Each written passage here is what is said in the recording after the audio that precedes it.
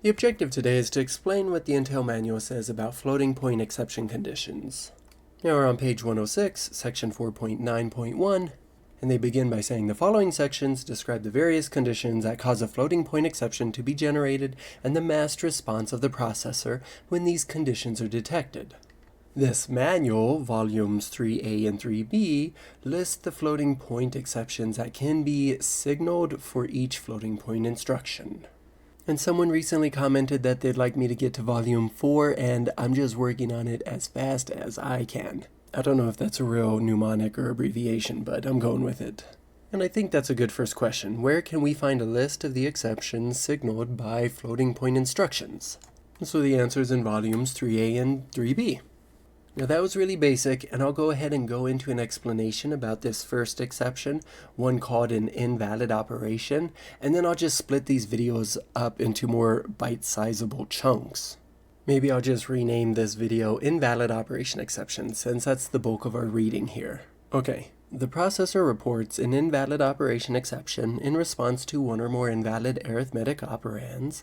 If the invalid operation exception is masked, the processor sets the IE flag and returns an indefinite value, or a qnan. And check that out, I'm getting so good at these, I actually wrote out the bits that represent a qnan. And just because I'm paranoid about saying something incorrect in these videos, I went and checked table 4-3, and I am incorrect. I forgot that one. You see, the only difference between a qnan and an snan is this bit is on, while the first bit in what's called the significant here, this is off for an snan. So now we could go back to page 106 and see that my writing right there needs to be fixed to a 1. So please forgive me, and let's do this for a question. What is the difference between a qnan and snan? And the answer is the first bit in the significant is a 1 for a qnan.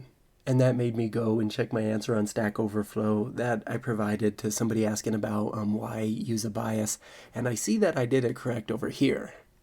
Now I did edit the heck out of this answer, but that's because I was having formatting problems with this section right here.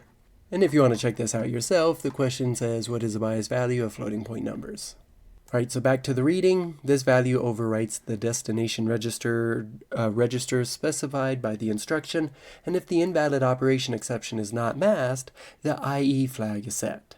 A software exception handler is invoked, and the operands remain unaltered. Now you can see section 4.8.3.6 using snans and qnan applications for information about the result returned when an exception is caused by an snan. We did read about that a little bit already.